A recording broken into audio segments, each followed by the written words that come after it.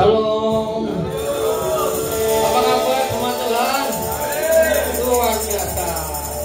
Walaupun keadaan di luar lagi tidak baik-baik, tapi kita tetap percaya Allah kita, kekuatan kita, melindungi kita. Amin. Semua dalam kendali Tuhan. Dan kita saat ini persiapkan hati kita mau masuk, mau menyembah, mau memuji Tuhan, lebih mendengarkan firman-Nya. Mari kita berdoa. Terima kasih Tuhan Yesus pada hari ini, hari yang indah mempertemukan kami datang untuk memuji, memuliakan nama-Mu. Kami mau menyembah-Mu Tuhan. Tuhan sucikan kuduskan kami, ampuni dosa-dosa kami, percayakan kami Tuhan untuk masuk dalam hadirat-Mu. Biarlah perkenanan-Mu turun Tuhan atas kami saat ini, urapi kami semua. Terima kasih Tuhan Yesus, terima kasih dalam nama Yesus. Haleluya. Amin.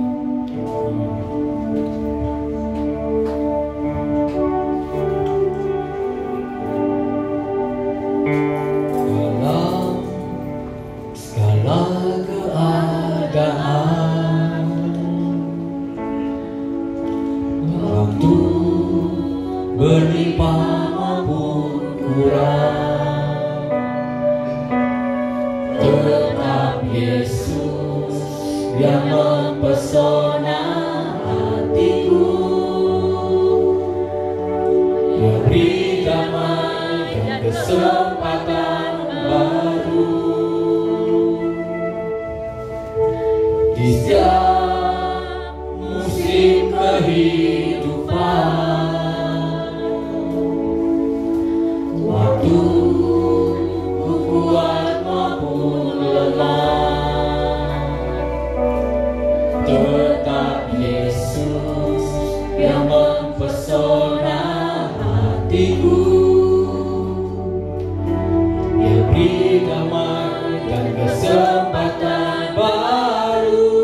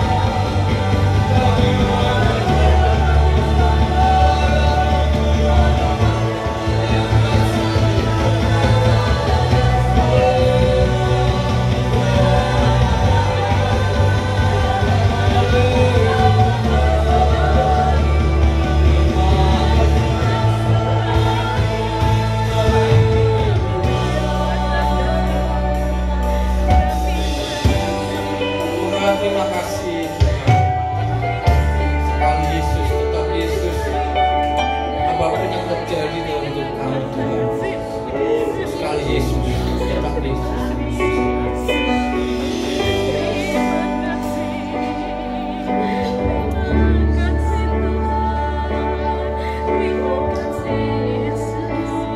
Sekali Yesus, selamanya Yesus, harapanku tak akan hilang, karena kasih-Nya sekarang ku ada. Oh Yesusku, ku cinta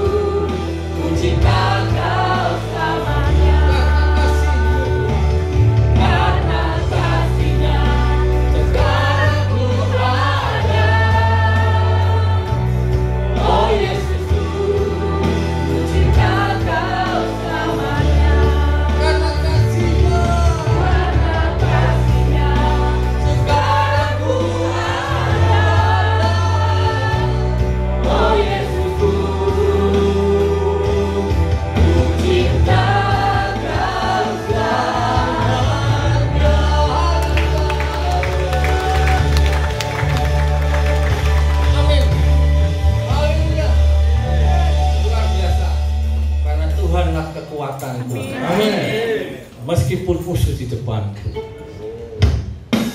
karena Tuhan menyertai kita. Haleluya.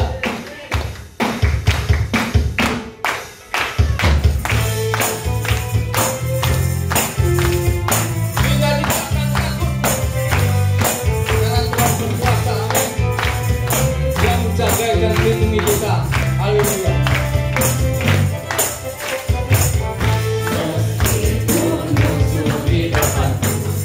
Rintangan menghadap akan ku tahu semua.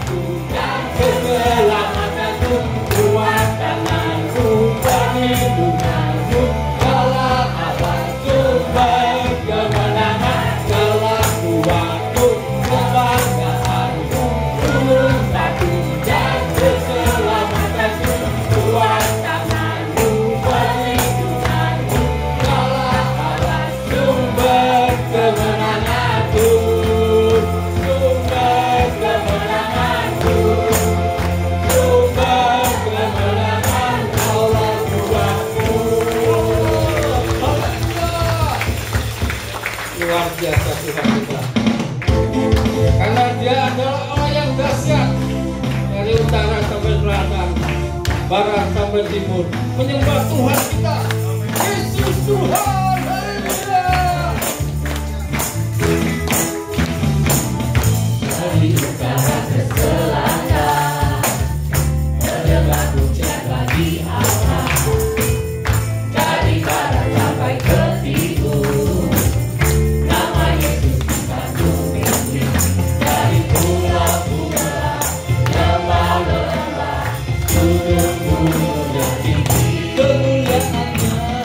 kemuliaannya disaksikan, kebesarannya diceritakan. Yesus, Yesus, nama Yesus, Yesus, nama Yesus disanjung tinggi. Dari pulau-pulau, lembah-lembah, gunung-gunung yang tinggi. Allahku dasar, Allahku dasar berkuasa, seluruh bumi sujud menyembah. Tinggikan namamu, Allahku dasar berkuasa, seluruh bumi sujud menyembah. Tinggikan namamu.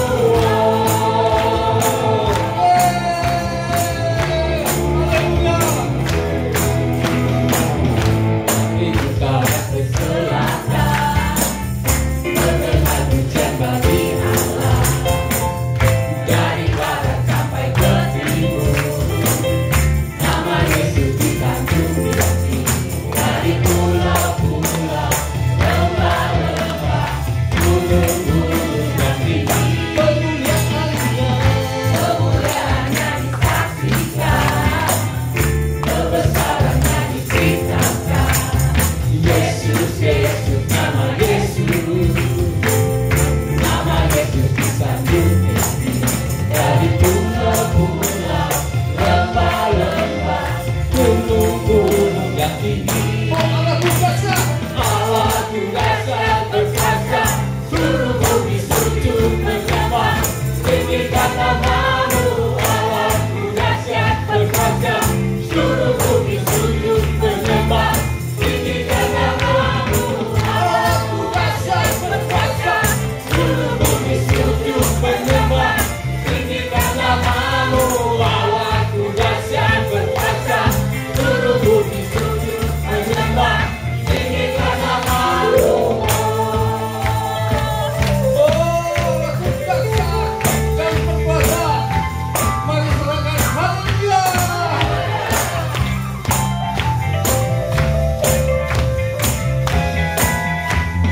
Allahku dasar berkuasa, seluruh bumi sujud menyembah. Tinggikan namamu, Allahku dasar berkuasa, seluruh bumi sujud menyembah. Tinggikan namamu, Allahku dasar berkuasa, seluruh bumi sujud menyembah. Tinggikan namamu, Allahku dasar berkuasa, seluruh bumi sujud menyembah. Tinggikan namamu, Allahku dasar berkuasa, seluruh bumi sujud menyembah. Tinggikan namamu,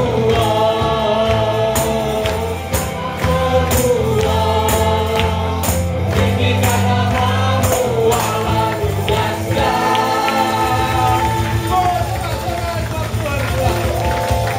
Silakan duduk kembali. Haleluya. Sukacita. Kami mau menyambut untuk jemaat Tuhan yang baru pertama kali hadir di tempat ini. Boleh lambaikan tangan, kami mau menyambut. Haleluya. Haleluya. Disambutkan Yesus Mengasihimu, kami mengasihimu, kami ucapkan shalom, selamat datang. Yesus mengasihimu, kami mengasihimu, kami ucapkan shalom, selamat datang. Haleluya. Selamat datang beribadah bersama kami. Bila belum bekerja di tempat lain, boleh kita bertumbuh bersama di sini. Haleluya. Mari kita siapkan persembahan kita. Ada dua acara amplop dan QRIS ya. Bila sudah siap, mari kita berdiri, kita deklarasikan bersama.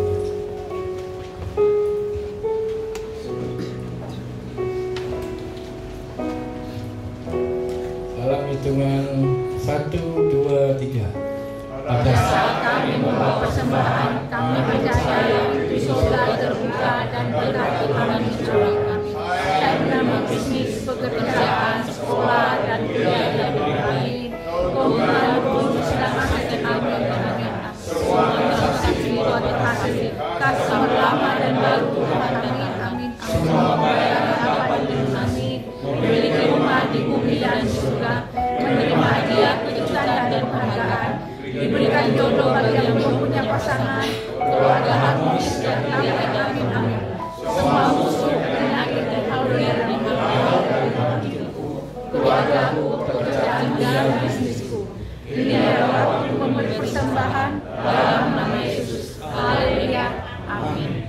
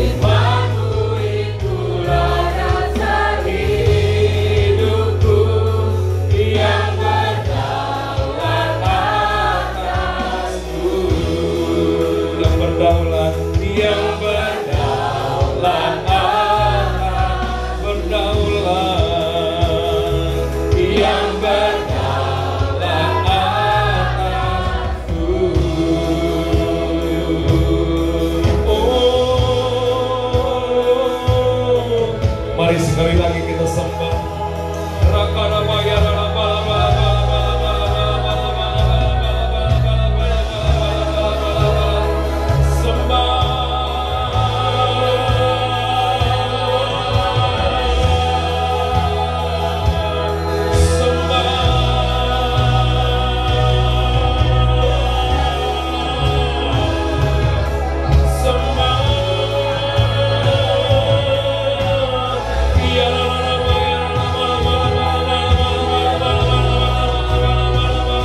Senangkan dia dengan penyembahanmu. Posisikan dirimu sebagai penyembah.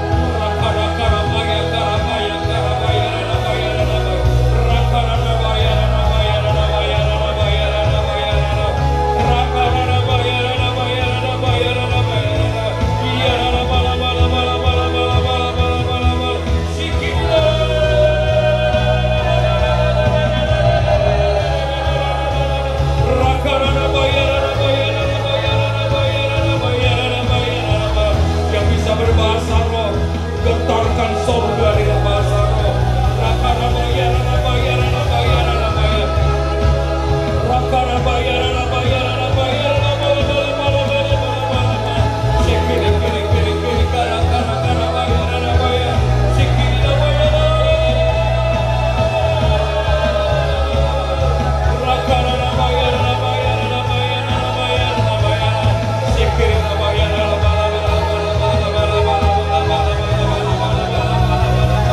Terimalah sembah umatmu, terimalah sembah kami umatmu.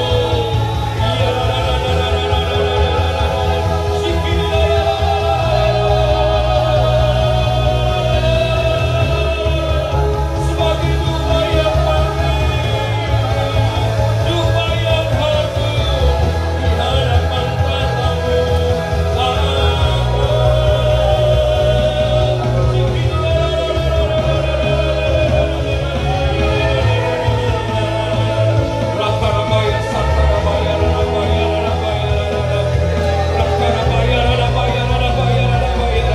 Kerjakan di pagi hari ini sesuatu ya Tuhan.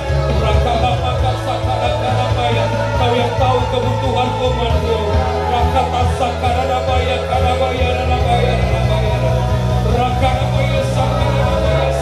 Satu demi satu kau jumpai umatmu.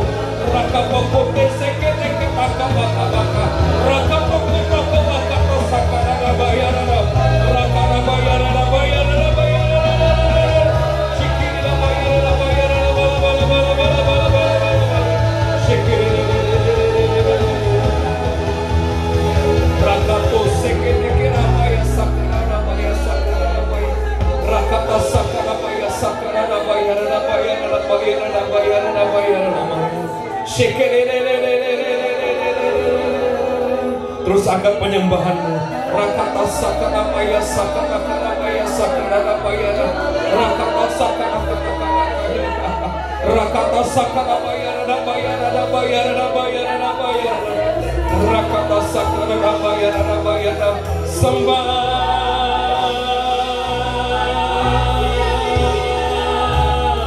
Rakata sakana maya sakana maya ya Bapa,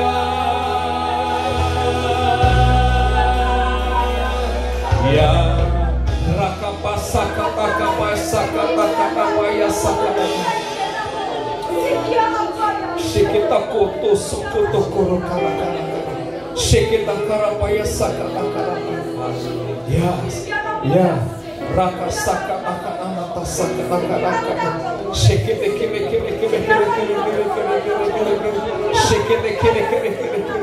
mari angkat tangan kiri saudara dan tangan kanan saudara di dada saudara. Shekita karakaya sakata karabaya sakata karabaya sakata karabaya. Katakan ya Tuhan baik, bahwasanya untuk selamanya kasih setianya. Ya Tuhan baik, ya Tuhan baik. bahwasanya untuk selamanya kasih setianya. Beri sorak-sorai dan tepuk tangan yang meriah bagi Dia. Katakan, Dia Tuhan, bahwasanya untuk selamanya kasih setianya. Sebab Tuhan baik, sebab Tuhan baik,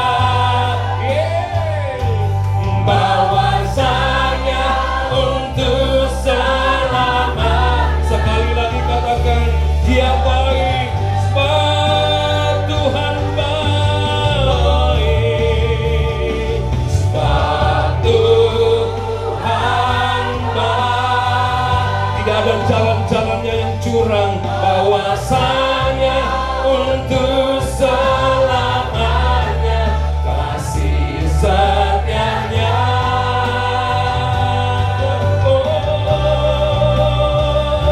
Sebab Tuhan baik,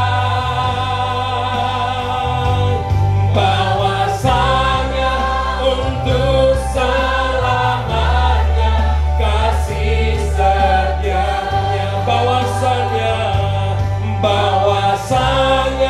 untuk bahwasanya untuk bahwasanya untuk selamanya kasih setianya. Katakan, Tuhan Yesus baik, sebab Tuhan baik. Beri sorak-sorai yang dahsyat, tepuk tangan yang meriah bagi Allah kita yang baik. Dia baik, teramat baik, bahkan sangat baik.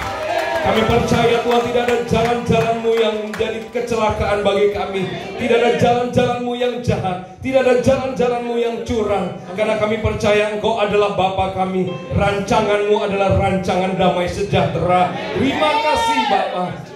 Kami mau duduk dan belajar firman-Mu Tuhan pagi hari ini. Singkapkan dan bukakan Tuhan, dan berkaryalah Engkau sembari firman ini diberitakan. Karena kami tahu kami menyembah Allah bukan yang mati, tapi kami menyembah Allah yang hidup. Dan jamah satu demi satu umat-Mu yang ada di Cilegon ini Tuhan, biarlah mereka pulang tidak sama ketika mereka datang. Mereka membawa kepastian, mereka membawa kesembuhan, mereka membawa berkat yang berlimpah-limpah. Terima kasih Bapa, di dalam nama Tuhan Yesus Kristus yang siap sama-sama dengan saya katakan amin. Sebelum duduk, salam kiri kanan saudara bilang selamat hari Minggu.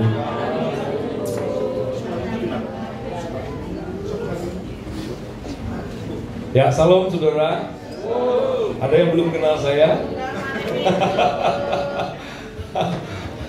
Saya terakhir itu Pak, kalau nggak salah saya tahun 2019 sebelum pandemi Pak. Jadi masih Pak Sabar waktu itu. Jadi nama saya Victor Togi, berasal dari Korea Utara, saudara ya. Rumah Horbo, istri saya berusia dia. Kami dikaruniai 2 orang anak laki perempuan, Yoel Nixon Alexander Rumah Horbo, sama Mawar Saron Rumah Horbo. Kami tinggal di Serpong, dan saya bekerja di Mahkamah Agung, Hakim Tinggi Badan Pengawasan Mahkamah Agung Republik Indonesia, dan saya dipercayakan oleh Pak Gembala sebagai Ketua Divisi Doa di WTC Pusat. Jangan mau, Tuhan Yesus yang wow. Oke, kita belajar bersama-sama, saudara. Saya ambil judul multiplikasi atau pelipat gandaan mujizat. Kita baca bersama-sama di 1 Raja-Raja 18 ayat 41 sampai dengan ayat 46. 1 Raja-Raja 18 ayat 41 sampai dengan 46. Yang Bapak Ibu sudah buka Alkitabnya, sudah ketemu, katakan yes. Yes. Baru 2 orang. Yang sudah ketemu katakan aye. Aye. Ayo kita buka, kita baca bersama-sama. Ayat 41 saya akan baca, kemudian ayat 42 Bapak Ibu kita akan baca secara bergantian, ya. Ayat 41. Kemudian berkatalah Elia kepada Ahab, pergilah, makanlah dan minumlah, sebab bunyi derau hujan sudah kedengaran. 42 Bapak Ibu. Lalu Ahab pergi untuk makan dan minum, tetapi Elia naik ke puncak gunung Karmel. Lalu ia membungkuk ke tanah dengan mukanya di antara kedua itu.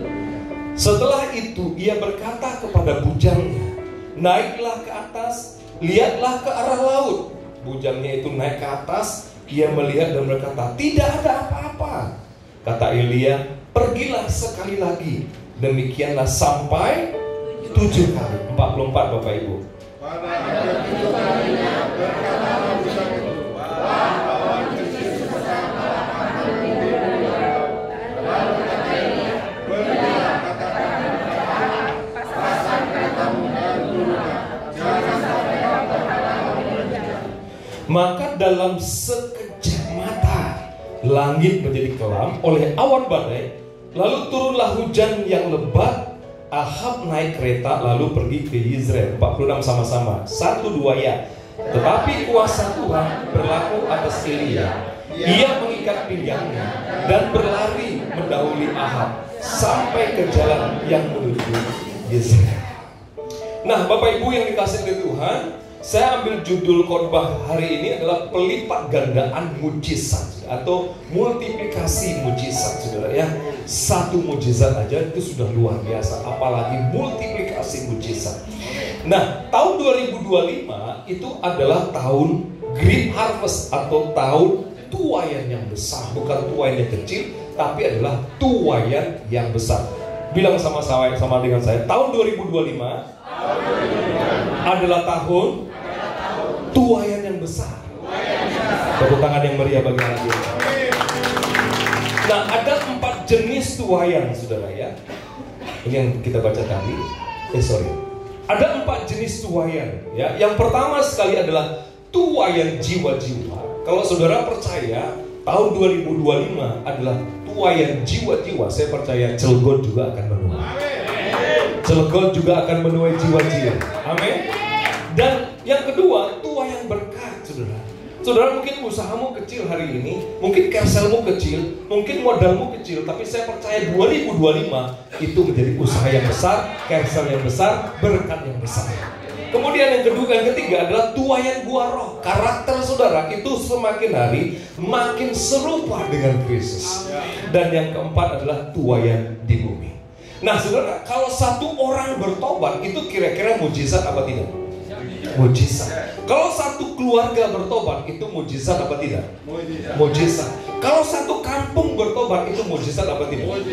Kalau satu bangsa itu bertobat itu mujizat apa tidak?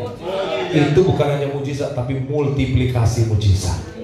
Amin, saudara. Mungkin ini muluk-muluk, saudara, tapi saya percaya kalau dari pembacaan ayat ini, saudara, satu bangsa yaitu bangsa Israel bertobat, tidak tertutup kemungkinan bahwa Indonesia juga akan bertobat. Khususnya kabupaten atau kota Cilegon. Kota Cilegon juga akan bertobat bagi Tuhan. Saudara, Pak Gembala kemarin sampaikan bahwa ada 20 orang kaum Kedat dan Nebayot, kaum Kedat gitu ya, datang ke gereja Tuhan. Yang ini saudara tahu ya. Itu berduyun-duyun mereka. Dan saya percaya bukan hanya di pusat, di Cilegon juga akan terjadi. Saudara, beberapa minggu yang lalu saya juga melayani, ada tiba-tiba itu gak berlama, dalam waktu yang singkat itu ada 6 orang yang bertobat, saudara. 3 orang itu apa? Ya, saudara tahu nanti. Bertobat, saudara. Itu mudah sekali. Dan saya rindu, saudara, setelah pemberitaan firman ini, saudara akan temu dengan orang-orang yang membutuhkan keselamatan, orang-orang yang membutuhkan Tuhan Yesus, yang percaya. Tepuk tangan yang meriah, yang setuju katakan amin. Nah, saudara, kalau di dalam satu raja-raja ini, saudara, sekarang bagaimana caranya supaya itu terjadi? Saudara rindu mujizat terjadi, bukan hanya jiwa-jiwa, tapi berkat juga terjadi. Bukan hanya itu saja, tetapi karakter saudara sama seperti karakter Kristus. Nah, saya mau cerita di satu Raja-Raja 18 ini sebuah kisah, saudara ya, sebuah cerita, dan itu sejarah. ketika itu bangsa Israel itu dipimpin oleh seorang raja yang namanya Raja Ahab. Siapa namanya? Raja Ahab. Nah, ketika Raja Ahab ini sebelum menikah gitu, dia takut akan Tuhan. Tetapi setelah dia menikah dengan seorang perempuan yang namanya Isabel, sebel deh gitu loh. Setelah dia menikah dengan Isabel, dia tahu Isabel ini penyembah Baal. Nah, saudara, hati-hati dengan perempuan. Yang anak-anak muda gitu, yang anak-anak muda. Kalau saudara pilih pasangan istri wanita, lihat dia menyembah Baal apa tidak. Apakah dia takut akan Tuhan? Nah, kalau takut akan Tuhan, kejar saudara. Amin. Jangan saudara memilih perempuan yang salah. Ahab sebagai raja salah pilih perempuan. Akhirnya apa saudara? Ketika Isabel menyembah Baal, akhirnya Ahab juga menyembah Baal. Satu keluarga menyembah Baal, dan bukan satu keluarga, satu bangsa Israel pada waktu itu menyembah Baal. Nah, ketika mereka menyembah Baal, apa yang terjadi? Bangsa Israel itu 3,5 tahun mengalami kekeringan. Mengalami apa saudara? Kekeringan. Nah, kekeringan itu identik dengan kelaparan atau penderitaan. Kalau kekeringan itu panen gagal atau berhasil? Gagal. Ketika panen gagal itu apa saudara? Itu pasti terjadi kelaparan, betul enggak? Itu jadi kalau kelaparan orang nggak makan, penderitaan, betul enggak? Loh ya. Jadi kalau ketika hujan pada waktu itu mereka menantikan hujan, mereka menantikan mujizat. Kenapa? Karena 3,5 tahun mereka dilanda kekeringan, dilanda kelaparan, dilanda kekeringan. Saya tidak tahu persoalan saudara apa. Kekeringan, penderitaan itu identik dengan persoalan dan pergumulan saudara. Saya tidak tahu persoalan saudara apa. Sakit, penyakit kan? Persoalan saudara adalah mungkin mengenai keluarga. Persoalan saudara mungkin mengenai uang kontrakan, pekerjaankah, penganggurankah, apa saja. Saya percaya setelah saudara mendengarkan firman ini, saudara akan mengalami mujizat. Amin. Nah, oleh karena itu, siapa sih nabi-nabi Baal ini? Kenapa sih Ahab ini menyembah nabi-nabi Baal? Nah, nabi-nabi Baal dan nabi Asyera ini adalah dewa kesuburan dan dewi kesuburan. Seharusnya ketika mereka menyembah dewa kesuburan, tidak ada gagal panen, betul enggak? Kenapa? Karena tanahnya subur. Ketika mereka menyembah dewi kesuburan, nabi Asyera, seharusnya tidak ada kekeringan, seharusnya tidak ada kelaparan. Tetapi kenapa terjadi kelaparan? Karena saudara, karena mereka itu tidak menyembah Allah Abraham, Ishak dan Yakub. Sehingga apa yang terjadi? Sehingga 3,5 tahun mereka mengalami kekeringan. Ini situasi bangsa Israel pada waktu itu, saudara. Nah, kalau saudara 3,5 tahun itu tidak pernah datang hujan. Nah, ketika hujan datang, itu mujizat apa tidak? Mujizat. Ya dong, betul nggak ya? Ketika 3 hari 3 malam saudara tidak datang, saudara tidak makan gitu. Tiba-tiba ada yang ngedor pintu saudara dan memberi saudara makan. Itu mujizat apa tidak? Ya. Selama 3 bulan mungkin atau 3 tahun saudara sudah pengangguran, tidak ada kerjaan. Tiba-tiba ada yang menyodorkan saudara pekerjaan. Itu mujizat apa tidak? Ya. Misalnya besok ini saudara bayar orang uang kontrakan. Saudara tidak punya duit, tiba-tiba ada yang ngantar duit atau transfer duit kepada saudara. Itu mujizat apa tidak? Ya. Mujizat. Nah, kalau gitu apa sih mujizat, Pak? Mujizat adalah, kita baca sama-sama, 1, 2, 3 ya. Mujizat adalah sesuatu yang terjadi supranatural. Jadi mujizat itu bukan campur tangan manusia, bukan karena kecerdasan saudara, bukan karena kepintaran saudara, bukan karena rencana-rencana saudara, bukan karena saudara memiliki penasehat yang ajaib selain dari Yesus. Bukan saudara karena saudara di sekeliling saudara ada orang-orang cerdas, ada orang-orang pintar, penasehat-penasehat saudara. Enggak. Itu kalau mujizat adalah di luar jangkauan pikiran manusia, tapi hanya semata-mata dikerjakan oleh siapa? Tuhan. Nah, oleh karena itu saudaraku yang dikasih oleh Tuhan, saya tidak tahu apa yang saudara rindukan, mujizat apa yang saudara nantikan hari ini. Keuangan kah? Sakit penyakit kah? Pengangguran kah? Saudara ingin mujizat? Mungkin saudara, suami saudara, istri saudara, tadi saya doakan ada seorang jemaat, saudara dia sendiri yang percaya Yesus, sementara keluarganya yang lain belum percaya. Tapi saya percaya habis ini dia akan tobat. Amin. Keluarganya bertobat. Karena apa? Satu orang bertobat, diselamatkan, maka seisi rumah juga akan diselamatkan. Nah, oleh karena itu sekarang bagaimana sih Pak supaya saudara dan saya itu mengalami mujizat? Saudara rindu mengalami mujizat? Amin. Nah, yang pertama adalah saudara harus terkoneksi dengan surga. Seperti pujian kita tadi, terhubung. Ku terhubung denganmu, selalu melekat di hatimu.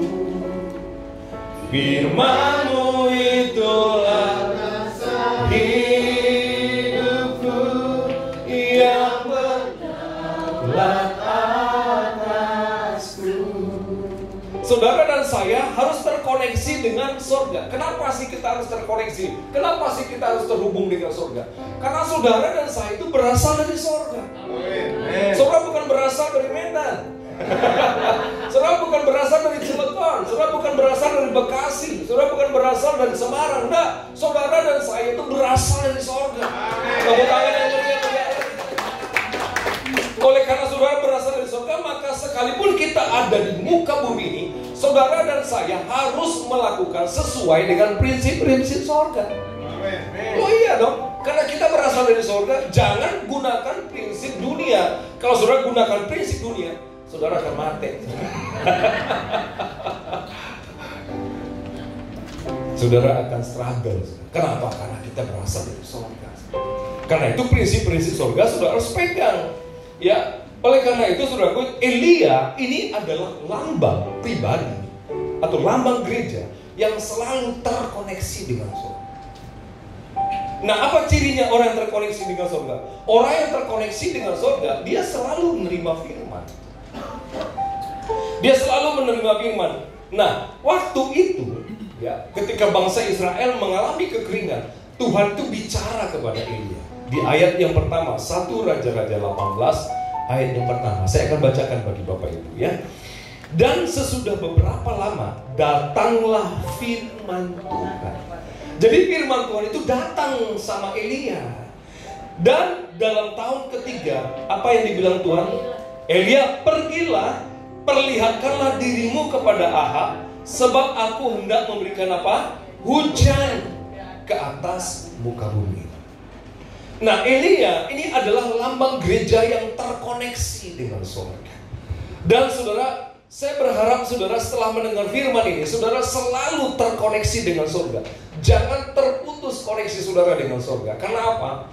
Karena saudara dan saya berasal dari surga. Sehingga kalau kita berasal dari surga, cara hidup kita harus sama dengan cara hidup surga. Amin. Keputusan-keputusan kita harus sama seperti keputusan-keputusan surga. Nah, orang yang terkoneksi dengan surga, dia akan selalu menerima firman. Kenapa? Karena firman itu adalah jawaban atas segala pergumulan. Amin. Karena firman berkata, ketika dia berfirman, maka semuanya jadi. Ketika dia bersabda, maka semuanya ada. Oleh karena itu, saudaraku yang dikasihi oleh Tuhan, saudara dan saya harus dengar-dengaran akan firman Tuhan. Dari mana Pak? Pak Gembala kita sudah berulang-ulang dia baca firman, baca firman, baca firman, baca firman, baca firman. Dan saya juga sampaikan, baca firman, baca firman. Kenapa saudara? Karena itulah manual booknya kita. Cara kita hidup di muka bumi ini, karena saudara dan saya berasal dari surga, manual booknya adalah Alkitab itu.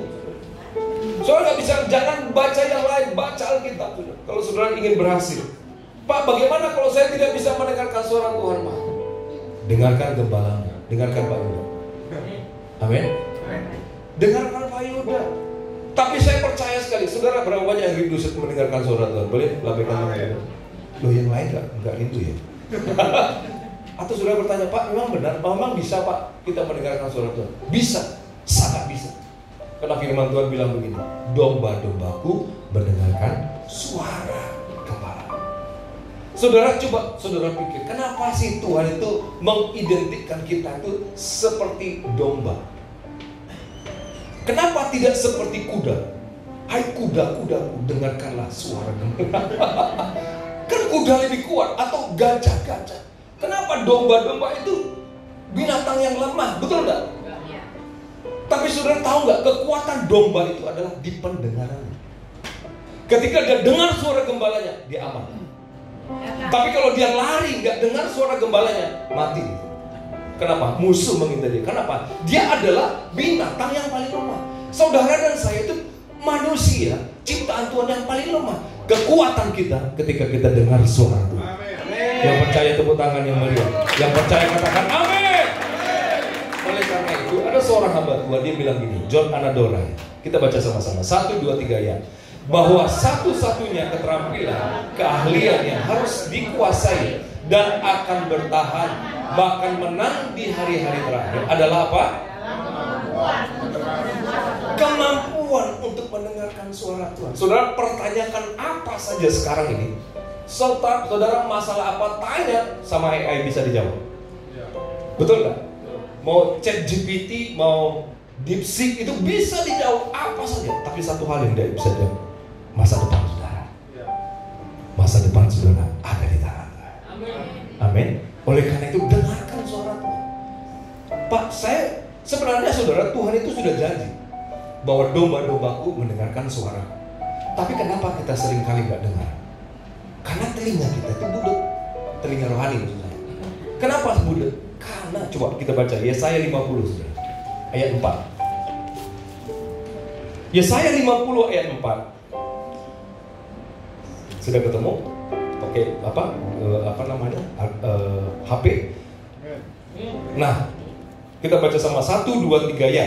Tuhan Allah telah memberikan kepadaku lidah seorang murid, supaya dengan perkataan aku dapat memberi semangat baru kepada orang yang letih lesu. Setiap pagi ia mempertajam pendengaranku. Untuk apa? Jadi kapan Tuhan itu mempertajam pendengaran kita? Setiap pagi. Karena itu doa pajak datang. Amin. Saudara, kadang-kadang Tuhan itu sudah bicara sama saudara, tapi karena saudara telinga rohani saudara itu tidak tajam, sehingga Tuhan ngomong apa saja saudara tidak dengar. Kenapa? Karena telinga rohani kita itu ganteng. Tahu ganteng ya? Gangguan telinga. Budak. Budak. Sebenarnya Tuhan tuh rindu bicara kepada saudara, tapi karena pendengaran kita gak tajam, akhirnya kita gak dengar. Coba misalnya ada orang tuli, saudara teriak seperti apapun dia gak dengar. Betul gak? Ketika seorang tuli dia mau nyebrang, ada mobil misalnya gitu kan, kita teriak aja, woi jangan di situ, woi jangan di situ, dia gak dengar. Sama seperti kita. Tuhan mungkin sudah bicara kepada saudara, tapi karena saudara tidak dengar, akhirnya saudara celaka. Oleh karena itu, kenapa? Karena kekuatan kita di pendengaran. Kita domba-domba itu adalah makhluk yang lemah, tapi kekuatan kita di pendengaran. Karena itu John Anadora bilang, keterampilan yang saudara harus asah ke depan adalah mendengarkan suara. Oleh karena itu Bapak Ibu dikasih oleh Tuhan, kenapa sih orang yang terkoneksi dengan surga, ciri-cirinya apa? Yang pertama sekali, saudara, kenapa firman, saudara harus terima firman? Karena firman itu adalah Allah sendiri. Betul enggak? Yohanes 1 ayat 1 berkata, pada mulanya firman bersama-sama dengan Allah. Firman itu adalah Allah sendiri. Oleh karena firman itu Allah sendiri, ketika saudara mendengar firman Tuhan, saudara sesungguhnya mendengarkan Tuhan. Amin. Nah, bukankah tema besar kita ini sekarang adalah berjalan bersama dengan Tuhan? Berjalan bersama dengan Tuhan bukan berarti saudara secara fisik saudara gandeng atau Tuhan gandeng kita, kemudian dilihat orang, oh dia berjalan dengan Tuhan. Tidak. Berjalan dengan Tuhan itu berjalan dengan firman. Amin. Menselaraskan hidup saudara dengan firman. Apa kata Tuhan, itu yang kita kerjakan. Itu sebagai bukti saudara dan saya berjalan bersama dengan Tuhan. Dan kenapa kita harus terima firman? Firman itu adalah jawaban dari segala galanya, saudara. Semua persoalan yang ada dalam hidup saudara itu ada pada firman. Oleh karena itu bacalah firman setiap hari. Amin. Dan firman, kenapa sih kita harus Menerima firman, karena firman itu adalah sebuah kebenaran. Setiap firman itu tidak ada yang salah. Seperti tadi doa kita, Allah kita itu Allah yang baik. Dia tidak pernah merancang yang buruk bagi saudara. Sekalipun mungkin dalam kasat mata kita ini ada sesuatu yang buruk, tapi Tuhan selalu merancangkan yang baik. Amin. Yang buruk itu fakta, tapi firman adalah kebenaran. Apa yang saudara alami itu fakta, tapi semua fakta itu belum tentu kebenaran. Contoh, sakit, ya itu kebenaran, itu fakta. Tapi sakit itu bukan kebenaran. Penderitaan itu fakta. Kemiskinan itu fakta.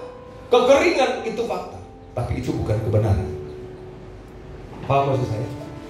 Kebenarannya adalah firman. Ketika kau sakit, apa kata firman? Ketika kau kekurangan, apa kata firman? Ketika kau menderita, apa kata firman? Ketika kau terluka, apa kata firman? Sebagai contoh gitu. Saudara percaya firman atau percaya fakta? Yang bilang firman, coba angkat tangan. Firman. Saudara harus percaya firman. Kenapa saudara? Hidup kita bukan karena melihat, tapi karena percaya. Satu kali saudara ya, tahun saya lupa tahunnya Pak, tapi belum berapa lama. Oh, tahun 2019. Saya lagi di menara doa bersama dengan teman-teman. Di tengah-tengah penyembahan terus tiba-tiba Tuhan bilang, kamu berangkat ke Israel. Terus ya saya bingung sendiri. Kenapa bingung? Karena gak ada duit. Kira-kira kalau ke Israel butuh duit apa enggak? Butuh duit dong. Pesawat memang gratis. Hotel di sana memang gratis. Enggak, perlu duit. Saya bilang amin Tuhan. Tapi gimana caranya? Nah ini pikiran manusia. Terus saudara, saya ibadah di jam ketiga. Pada waktu itu Pak Timotius Arifin yang khotbah. Ketika saya injakkan kaki saya di lantai 3 karena saya agak telat, Pak Timotius Arifin itu nyanyi gitu. I'm coming back to Yerusalem. Wah, ketika dia nyanyikan itu saya nangis.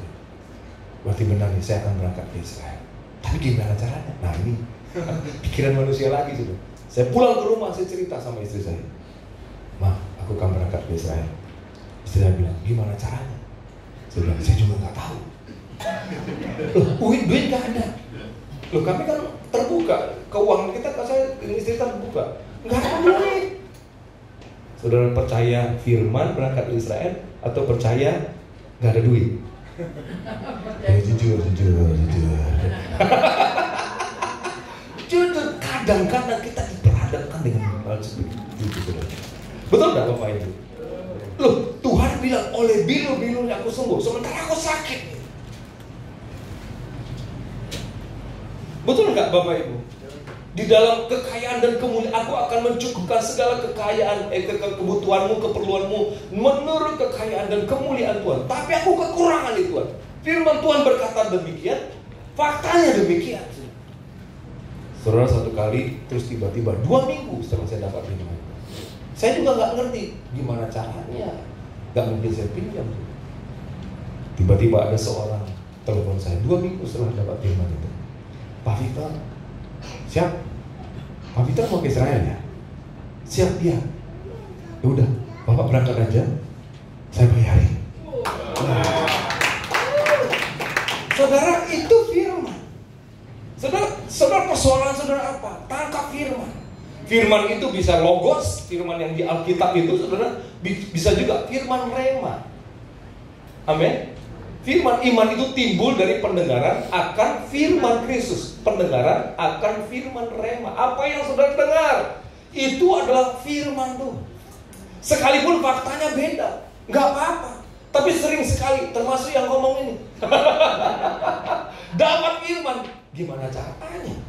Emang naik pesawat nggak pakai duit, pakai kertas saja? Emang nginap hotel di sana nggak pakai duit? Nggak bisa kan? Harus pakai duit. Tapi Tuhan itu ajaib. Karena itu Tuhan bilang, hidup kita bukan karena melihat, tetapi karena percaya. Tepuk tangan dong bagi. Oleh karena itu saudara, apa saudara, itu fakta. Saudara, oleh karena itu firman Tuhan adalah kebenaran, maka setiap fakta yang ada dalam hidup saudara itu akan tunduk kepada kebenaran. Dia akan tunduk kepada firman. Apa kata firman? Semua fakta saudara tunduk kepada firman Tuhan. Karena firman itu adalah kebenaran. Tepuk tangan yang meriah bagi Allah. Nah saudara, kemudian saudara, orang yang menerima firman, dia itu akan, yang kedua, dia akan dipelihara. Bagaimana cara pemeliharaan Tuhan terhadap Elia? Di dalam 1 Raja-Raja 17 ayat 3 dan 4. Yuk kita baca bersama-sama. Di 1 Raja-Raja 17, ini pemeliharaan Tuhan bagi Elia. Kenapa Tuhan pelihara Elia? Karena Elia lah yang selalu terkoneksi dengan surga. Orang yang terkoneksi dengan surga pasti dipelihara. Sekalipun di sekelilingnya itu kekeringan, sekalipun bangsa Israel kekeringan, dan dia tinggal di tanah yang kering, di tanah yang tidak pernah datang hujan selama 3,5 tahun, tapi dia bisa makan dan minum. Bagaimana caranya pemeliharaan Tuhan? Ayat 3 kita baca sama-sama. 1, 2, 3 ya. Pergilah dari sini, berjalanlah ke timur, dan bersembunyilah di tepi sungai Kerit itu di sebelah timur sungai Yordan. 4, engkau dapat apa? Dari sungai itu, dan burung-burung gagak telah kuperintahkan untuk memberi makan. Saudara, burung gagak disuruh Tuhan untuk memberi makan. Kenapa? Karena bangsa Israel kelaparan. Tidak mungkin bangsa Israel memberi makan Elia sementara dia juga kelaparan. Sementara dia juga kekurangan. Gak mungkin dia kasih makan Elia sementara bangsa Israel itu kelaparan. Tapi bagaimana cara pemeliharaan Tuhan? Saudara, Tuhan memelihara Elia dengan apa? Pergi kamu ke sungai Kerit, kamu minum di sana. Kemudian burung gagak aku akan berikan makan. Setelah itu apa yang terjadi? Tuhan bilang sama dia, karena sungai juga kering, kamu pergi ke seorang janda Sarfat. Di situ Tuhan, janda ini akan memberikan kau makan dan minum. Saudara, orang yang terkoneksi dengan surga, dia akan dipelihara. Sekalipun di sekelilingnya ada kesulitan, kesukaran, tapi dia dipelihara. Nah, saudaraku yang dikasihi oleh Tuhan, satu kali saudara ya, saya ketika itu, ini udah lama, tapi ini pengalaman rohani mengenai keuangan. Jadi ketika itu di tengah bulan, saya itu kehabisan uang. Kehabisan uang, saya nggak tahu kenapa ya, saya juga bingung. Nah, terus tiba-tiba, ya sementara kan ini butuh uang kan gitu ya. Satu kali istri saya kumpulkan duit gitu ya. Duit kami cuma tinggal 23.000. Berapa? 23. Waktu itu tanggal 20 sudah. Tanggal 20. Nah, kemudian saya berdoa sama Tuhan, sama istri saya, Tuhan, duit kami tinggal 23.000. Sementara ada 10 hari lagi nih. Tapi tidak tahu mau makan apa. Saudara, ketika itu biasanya ibu-ibu kan kalau stok beras itu kan sebulanan ya. Istri saya waktu itu stok beras ada, tapi kalau lauk pauk kan harian, nggak mungkin di stok ikan untuk 2 hari lagi, kan mungkin. Nah, saudara, bagaimana Tuhan pelihara? Saudara, kemudian saudara, ketika duit kita tinggal 20.000, tiba-tiba ada satu anggota cancel kita, dia bilang, Pak, Bapak dengan ibu dan anaknya bisa nggak datang ke rumah? Nanti malam Pak, kita makan bareng. Oh boleh. Ya diundang jemaat saudara ya. Kita datang saudara, anggota cancel makan. Habis makan saudara, itu dibawa, dibungkusin. Orang Manado bilang babungkus. Kalau orang Medan bilang di plastik. Dibawa pulang saudara. Dan itu banyak. Dan makanan yang dibungkus itulah, yang di plastik itulah yang kami makan. Sarapan pagi dan makan siang. Saudara, hari kedua ada lagi yang telepon, Pak bisa nggak datang istri dan anaknya, kita makan sama-sama, makan malam. Oh boleh. Datang lagi saudara. Ya itu datang lagi saudara. Ketika datang lagi pulang, babungkus lagi. Itulah yang kami makan saudara. Sarapan dan makan siang.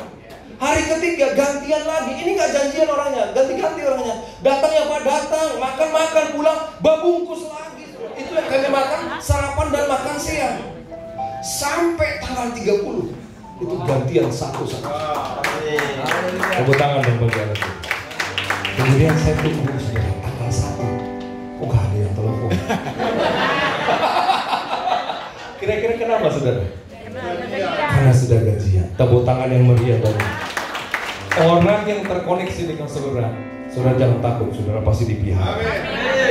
Kemudian ada yang ketiga, klik ganti slide-nya, Mas. Yang ketiga adalah perbedaan perlakuan, ya.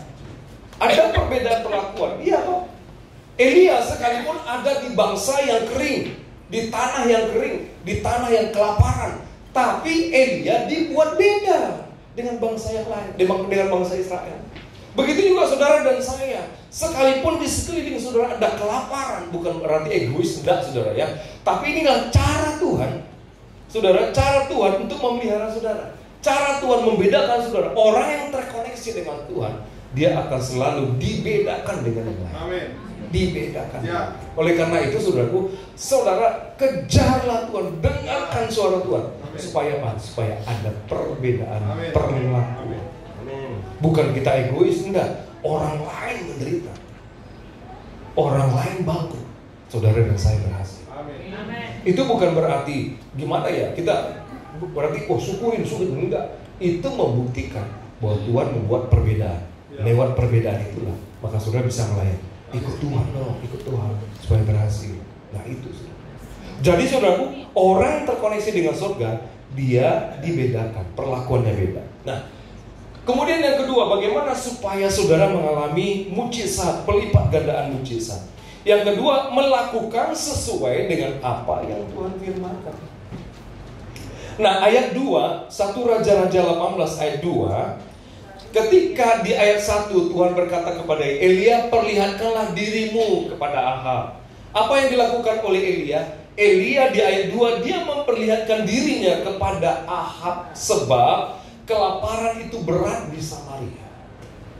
Saudara, ini berbicara tentang apa? Kalau Tuhan ada instruksi, ada pesan, ada perintah kepada saudara, jangan saudara tunda.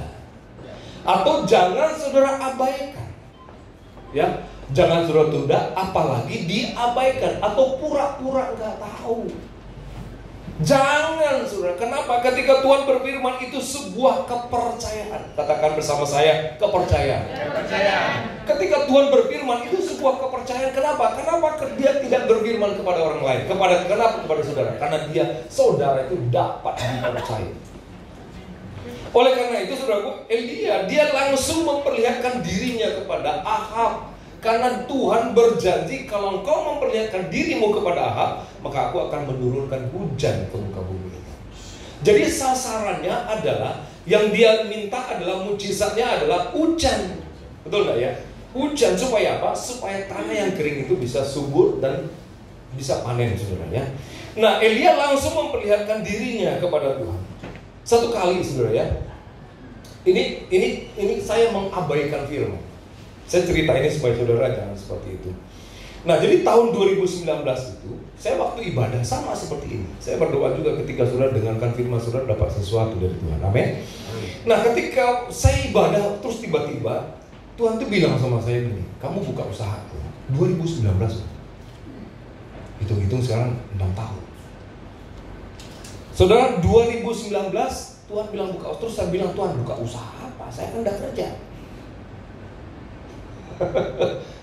Artinya kasih yang lain aja lah, yang mungkin belum bekerja, kasih yang lain. Tapi saya gak ngomong seperti itu sih. Tuhan, saya kalau buka usaha apa? Saya kan udah kerja. Saya pulang ke rumah, saya cerita sama istri dan anak saya. Nah, saya bilang, usaha apa Papa? Papa juga gak tahu. Kita sembahyang, kita doa sih. Sore-sore kita menyembah. Nah, di tengah-tengah penyembah, saya dapat penglihatan.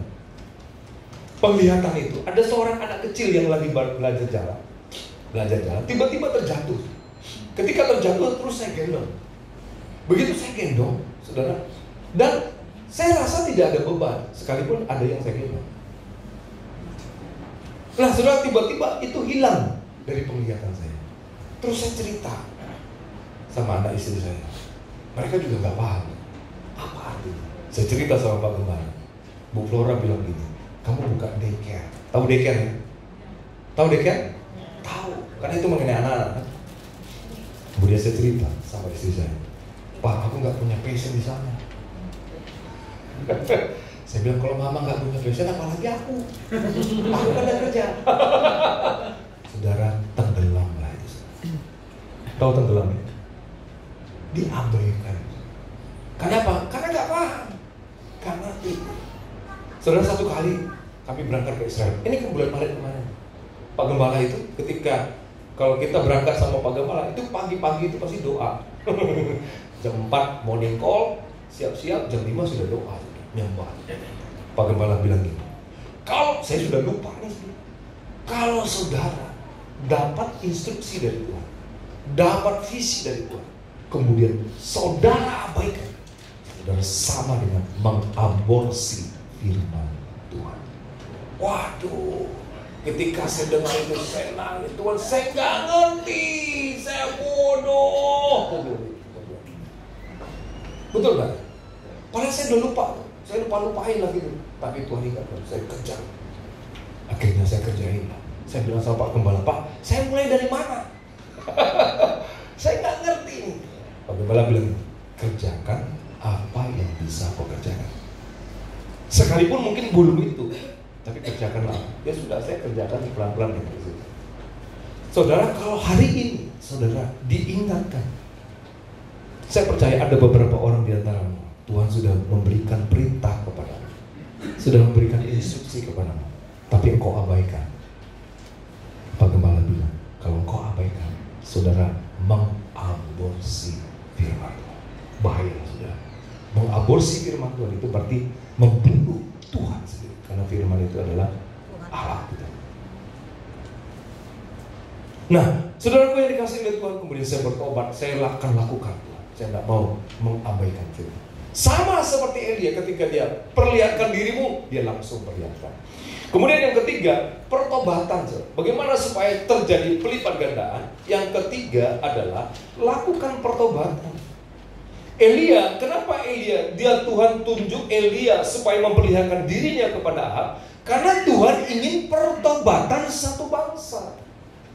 Dia ingin bangsa Israel yang tadinya menyembah Baal, menyembah Asyera, dia kepingin supaya bangsa Israel itu kembali menyembah Allah Abraham, Ishak dan Yakub. Karena itu dia utus Elia untuk mempertemukan dirinya kepada Ahab. Dan apa yang terjadi, saudaraku yang dikasihi oleh Tuhan, kita sama-sama tahu ketika apa yang dilakukan oleh Ahab itu merupakan menimbulkan rasa sakit hatinya tuh. Di samping dia menyembah Allah Abraham, Ishak dan Yakub, tapi di satu sisi dia juga menyembah Baal. Jadi kakinya satu di kiri, satu di kanan, satu di kiri. Kaki kirinya di satu sisi, kaki kanannya di satu sisi. Dia mana yang kena kira-kira seperti itu, sudah. Di hadapan Tuhan tidak bisa seperti itu. Kalau Tuhan, karena itu dia membuat kompetisi kan. Kalau itu memang Baal, sembahlah Baal. Kalau memang itu Allah, sembahlah Allah. Oleh karena itu, saudaraku yang dikasihi, kalau saudara ingin mengalami mujizat, saudara jangan mendua hati. Saudara jangan mendua hati. Orang yang mendua hati itu dia tidak dapat apa-apa. Itu kata Yakobus. Bahkan saudara, dalam 2 Timotius berkata, secara lahiriah mereka menjalankan ibadah mereka.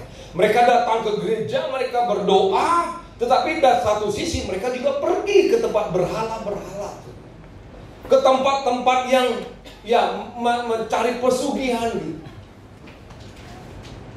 pergi ke dukun-dukun, pergi ke paranormal. Satu sisi dia datang ke sini, dia datang ke gereja, tapi satu sisi lagi dia menyembah berhala. Kata nenek moyangnya dia ikutin. Saudara, orang yang mendua hati, dia akan tidak damai dalam hidup, dan dia tidak akan pernah mengalami mujizat. Kenapa? Karena itu melukai hati Tuhan. Oleh karena itu, saudaraku yang dikasihi oleh Tuhan, saya pernah satu kali itu mendoakan ada seorang ibu yang sakit kanker. Orang Kristen ke gereja, saya juga nggak tahu kenapa sakitnya kenapa gitu loh kan. Terus tiba-tiba Tuhan ingatkan, dia pernah mimpi. Saya tanya, ibu pernah mimpi? Mimpi iya. Apa mimpi ibu? Saya itu mimpi melihat iblis atau apa, pokoknya lihat setan. Terus apa kata setan? Setan bilang ini, saudara, artinya ibu ini menjadi tumbalnya setan. Setelah ibu pernah ke dukun, pernah kemana aja, disebutin 1, 2, 3, banyak sekali dia pergi. padahal ke gereja juga. Saudara, orang yang mendua hati, dia tidak akan mendapat apa-apa. Oleh karena itu, yang kedua, jangan ada Allah yang lain. Amin. Karena itu Yosua bilang, Elia bilang kalau itu Baal, sembahlah Baal. Jangan mendua hati. Kalau itu Allah, sembahlah Allah. Karena apa, saudara? Karena Keluaran 20 ayat 3 berkata, jangan ada padamu Allah lain di hadapanku, kata Tuhan. Jangan kau sujud menyembah Allah. Karena apa? Tuhan adalah Allah yang cemburu, yang membalaskan kesalahan bapa kepada siapa? Anak-anaknya. Kepada keturunan ketiga, keempat dari orang-orang yang membenci aku, kata. Saudara, itu apa yang kita perbuat itu berimplikasi. Ada efeknya kepada anak kita.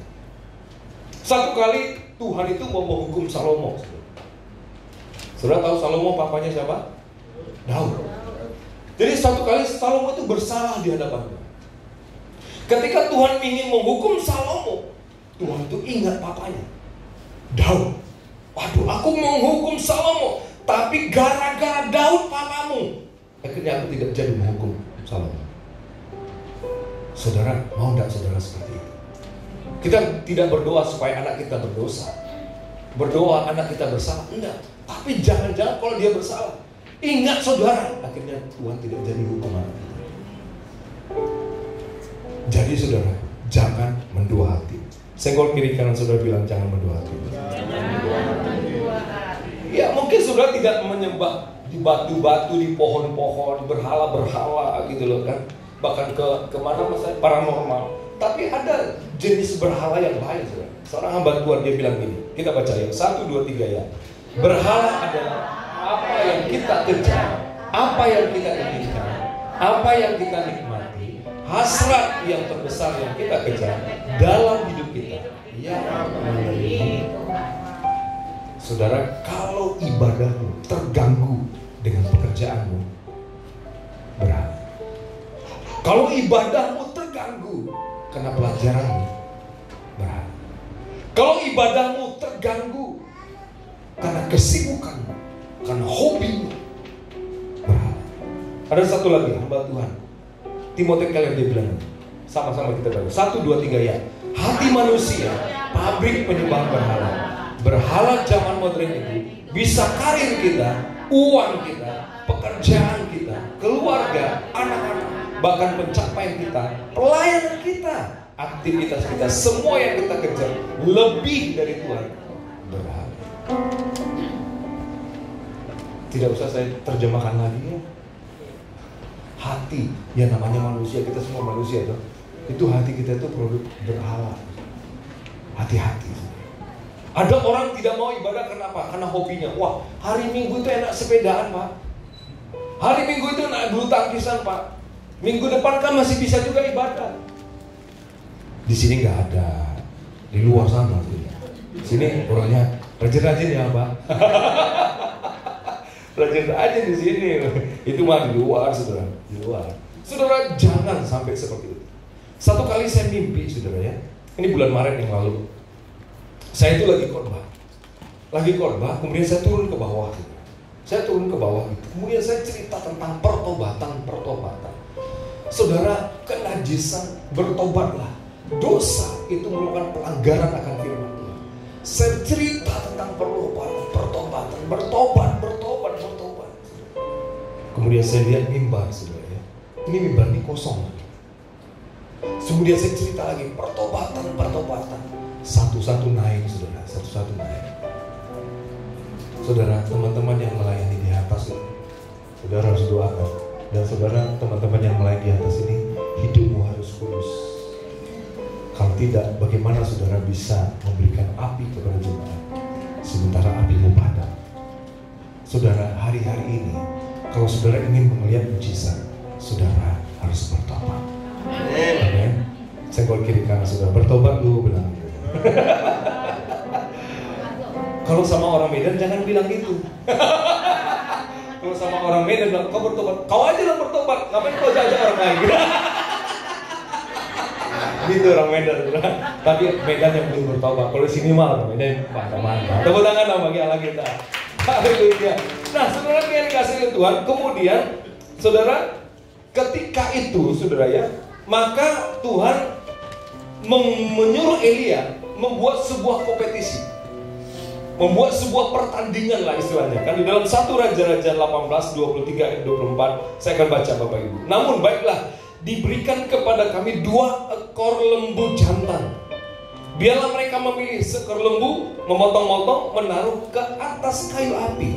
Tetapi mereka tidak boleh menaruh api.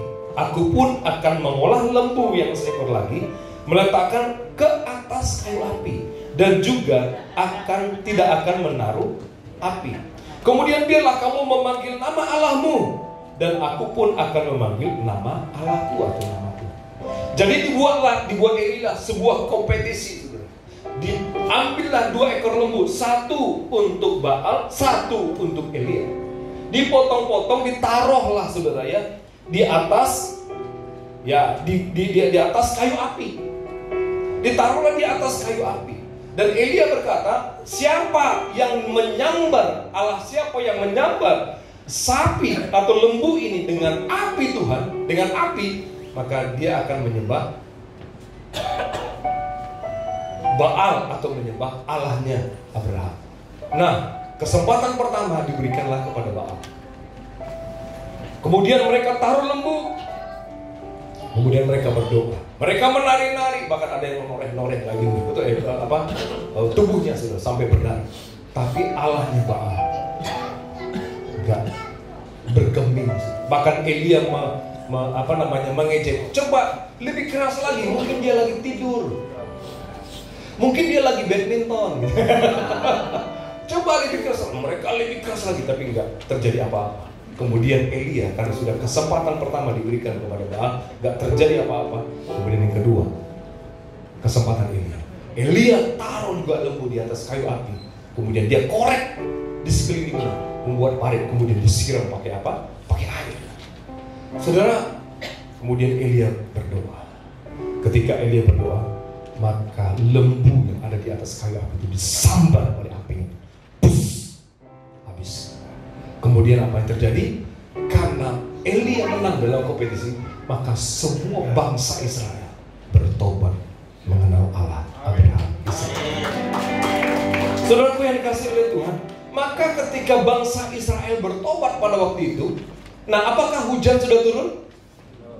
Belum. Jadi kadang-kadang saudara, ketika Tuhan kita sudah bertobat, kita sudah menyesal, kita sudah meninggalkan dosa dan pelanggaran kita, dan janji Tuhan belum digenapi, saudara jangan menyerah. Apa yang dilakukan Elia? Dia tetap berdoa. Dia berdoa terus-menerus sampai apa? Sampai janji Tuhan itu digenapi. Oleh karena itu, apa yang dilakukan Elia? Elia yang dilakukan adalah dia deklarasikan janji Tuhan, saudara ya.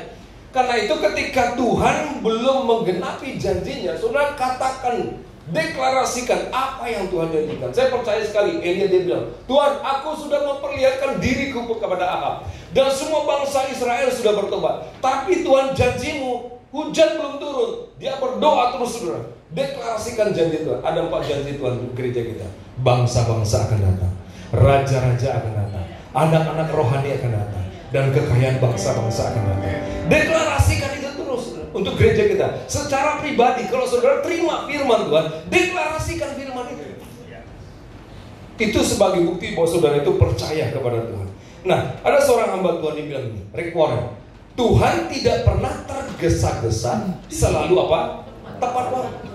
Sekalipun saudara, Tuhan, jangan bilang, Tuhan, aku udah bertobat nih, aku sudah lakukan, sudah bertobat, mana jadi Tuhan, mana jadi, jangan. Karena dia punya waktu yang terbaik untuk itu.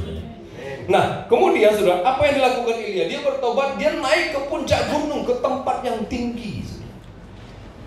Dia naik ke puncak gunung ya, di Gunung Karmel itu puncak paling tinggi, saudara. Kemarin kami ke sana, saya akan ceritakan nanti ya. Ini lambang apa? Lambang kedekatan kita dengan Allah, saudara. Kenapa kita? Coba perhatiin, saudara. Banyak sekali ya, tokoh-tokoh Alkitab itu ketemunya dengan Tuhan itu di gunung. Betul nggak? Termasuk juga Elia.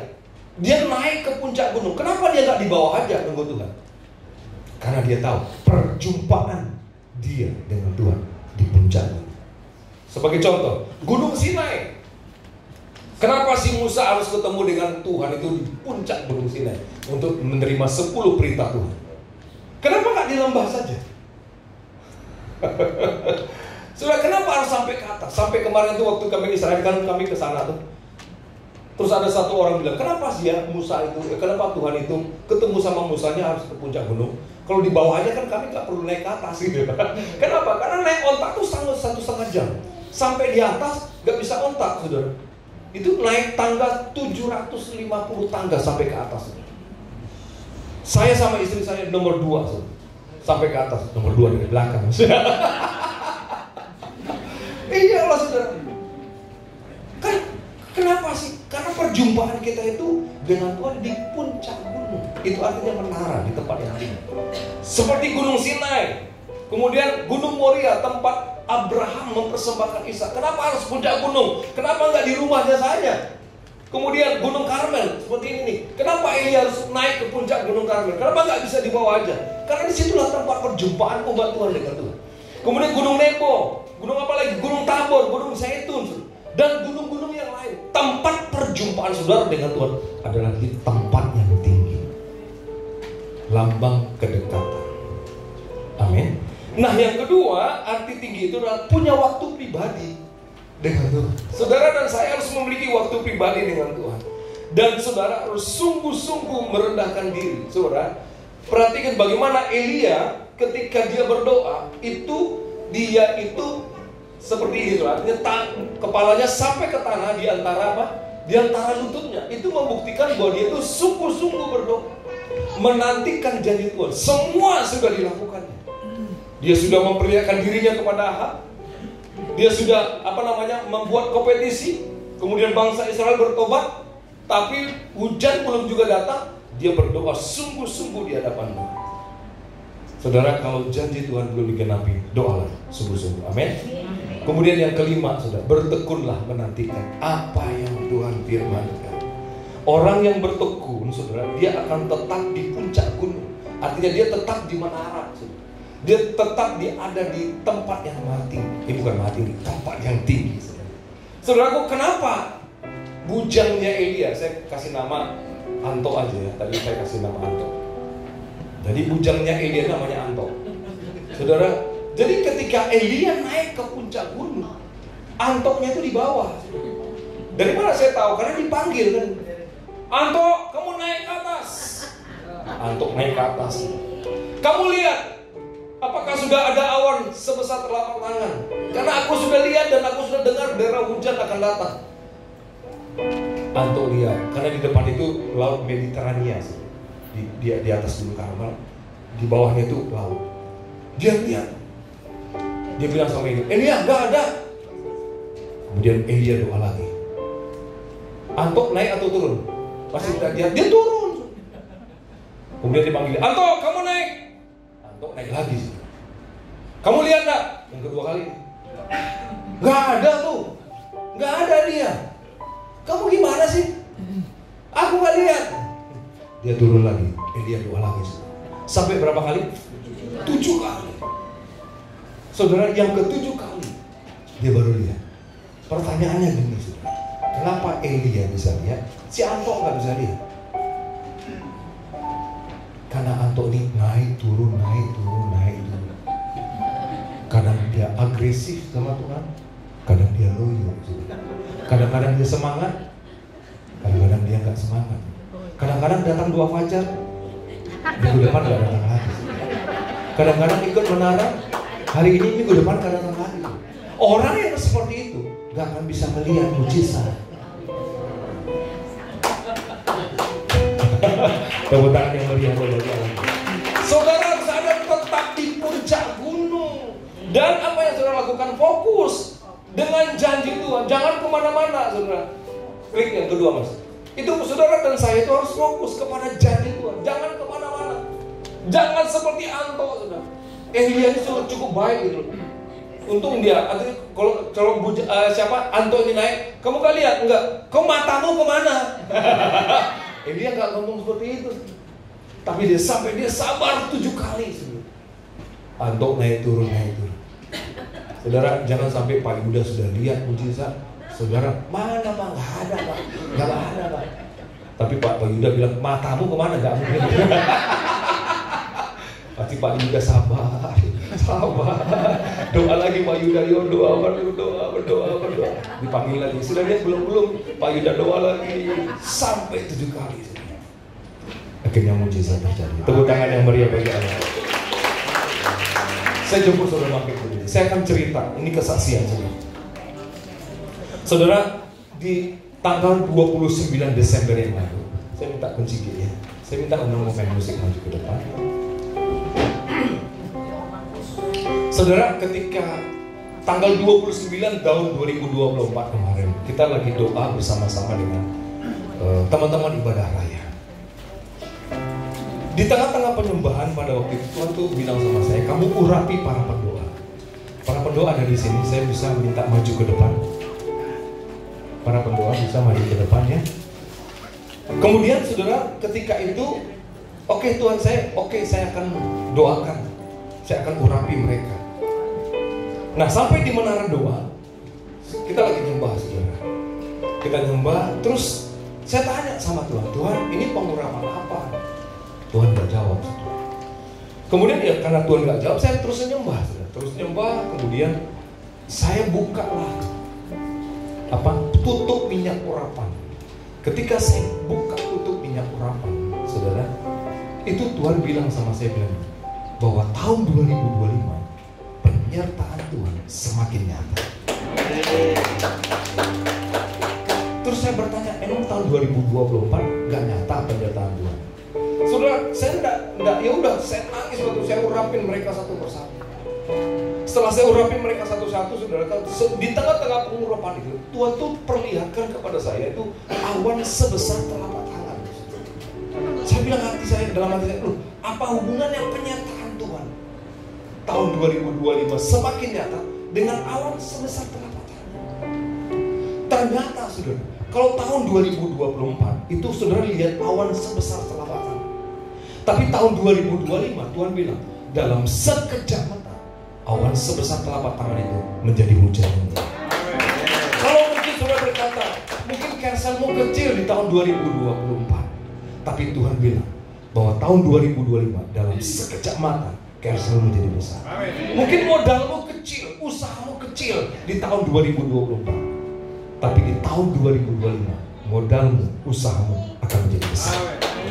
Saudara, ketika berangkat ke Israel, saudara, kemudian saya berdoa, saya melihat, saudara, itinerary-nya itu nggak ada ke Gunung Karmel, nggak ada sama sekali. Kemudian saya berdoa di rumah, Tuhan, aku dengan para pendoa kita waktu itu ada 15 orang, 15 atau 14 orang, sekitar itulah. Pendoa kita ada berapa? 14 atau 15 orang yang ikut, saudara, dari 45 rombongan. Iya, Pak. Ya, saudara. Saya berdoa sama Tuhan, sekalipun di itinerary-nya nggak ada ke Gunung Karmel, tapi aku mau Tuhan menerima pengurapan dari Gunung Karmel. Dan aku minta biarlah Pak Gembala mengurapi kami para pendoa lebih dahulu. Supaya apa? Supaya ini bisa transfer kepada pendoa. Saudaraku yang dikasih oleh Tuhan, kemudian saudara, di tengah kita sudah berangkat ke Israel, saudara. Nah, Pak Gembala itu beliau itu tidak ikutin apa yang sesuai dengan jadwal, enggak, sesuai dengan tuntunan Tuhan. Nah, biasanya kalau kita mau berangkat besok tuh hari ini dikasih tahu, sorenya dikasih tahu. Nah, waktu itu kita masih di bus, nggak salah saya. Kemudian Pak Gembala bilang, besok kita ke Gunung Karmel. Wah, dalam hati saya, yes, saya bilang, Tuhan, aku minta, saya berdoa, Tuhan, urapikan. Aku minta pengurapan Gunung Karmel. Saudara, Gunung Karmel itu bicara tentang apa? Karmel berasal dari bahasa Ibrani, yaitu karem. Karem itu artinya kebun anggur. Dan El itu artinya Allah. Jadi Gunung Karmel itu adalah gunung kebun anggurnya Allah. Nah, di Gunung Karmel itu banyak anggur.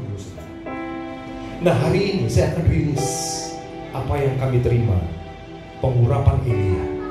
Saya percaya sekali kalau ini adalah tahun penuaian. Saya percaya bukan satu orang yang datang, bukan satu keluarga yang datang, tapi satu kampung akan datang, satu kecamatan, satu kelurahan, satu kabupaten kota, bahkan satu bangsa akan datang. Saya undang saudara bangkit berdiri. Tiada satu pun yang luput. Mari para pendoa di karya kasih. Bagimu, bagi segala pujian, hormat, kemuliaan. Oh, Engkau Tuhan ku tinggikan, yang bangkit dan menang, Yesus Kristus Tuhan. Tuhan, terimalah pengurapan gunung Karmel di dalam nama Tuhan Yesus. Sekalipun engkau mungkin berkata engkau sendiri yang berdiri, lihatlah Elia, dia cuma sendiri di antara orang-orang yang najis. Di dalam nama Yesus, biarlah pengurapan Elia turun dalam nama Yesus. Sebagaimana Tuhan kami terima pengurapan dari gunung Karmel, biarlah mereka juga menerima di dalam nama Yesus Kristus.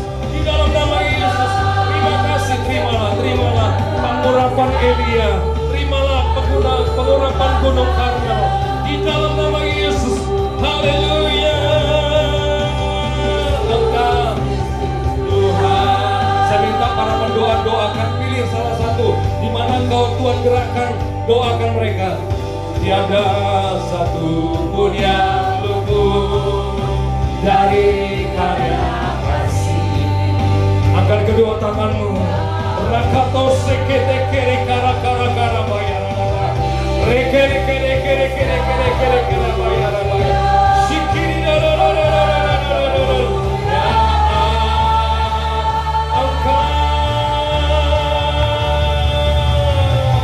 Engkau Tuhan ku tinggikan, ya bangkit dan menang, Yesus Kristus. Sekete kere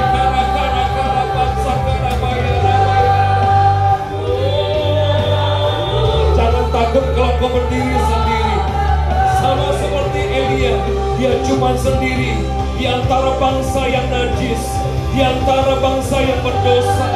Jangan takut, jangan takut. Rakato sekere kere kere kere kere kere. Sikiri la bayar la bala bala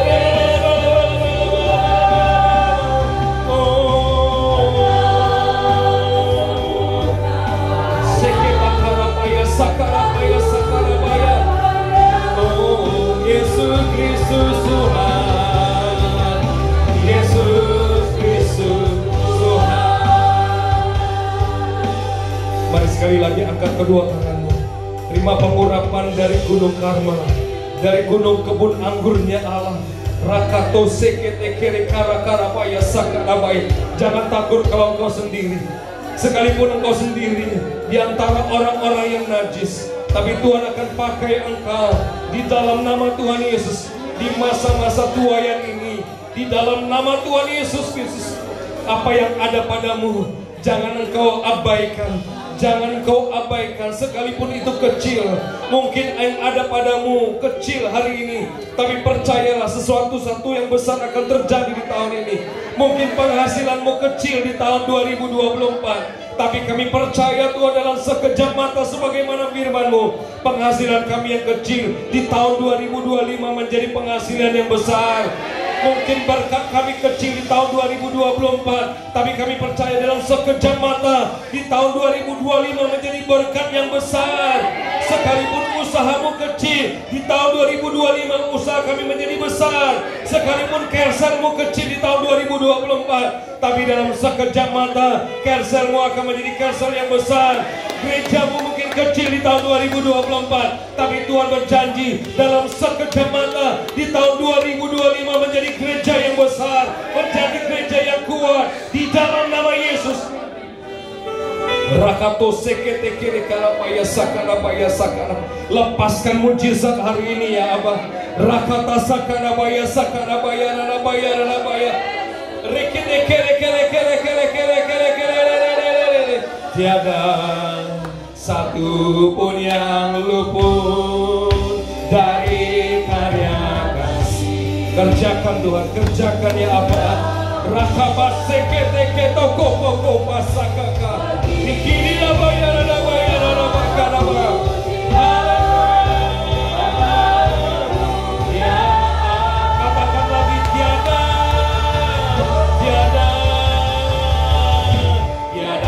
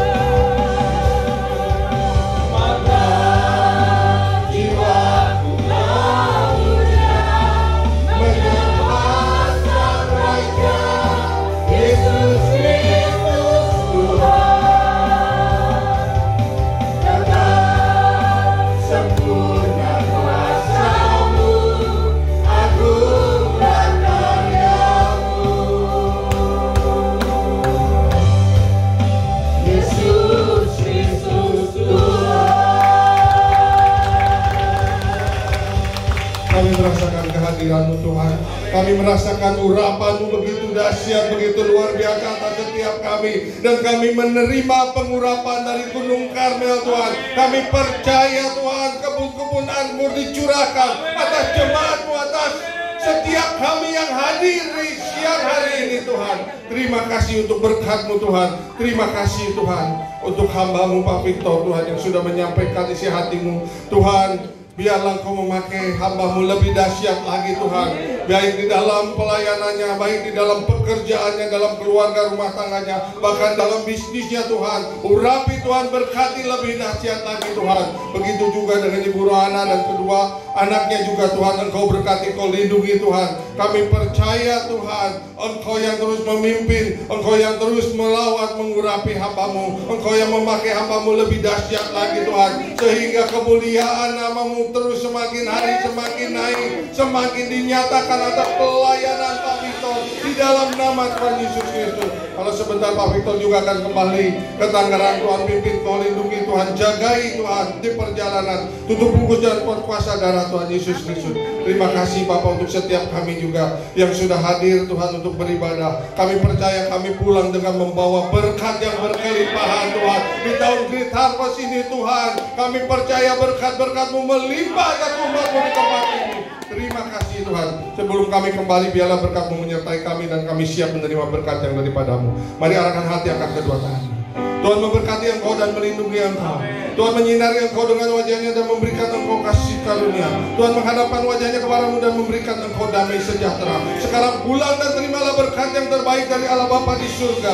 Kasih yang sempurna dari Tuhan Yesus Kristus, persekutuan yang indah dan manis bersama Allah Roh Kudus, dari mulai sekarang sampai kedatangan Tuhan yang kedua kalinya, bahkan sampai selama-lamanya. Di dalam dan demi nama Tuhan Yesus Kristus, kita diberkati oleh Tuhan. Haleluya, sama-sama katakan amin.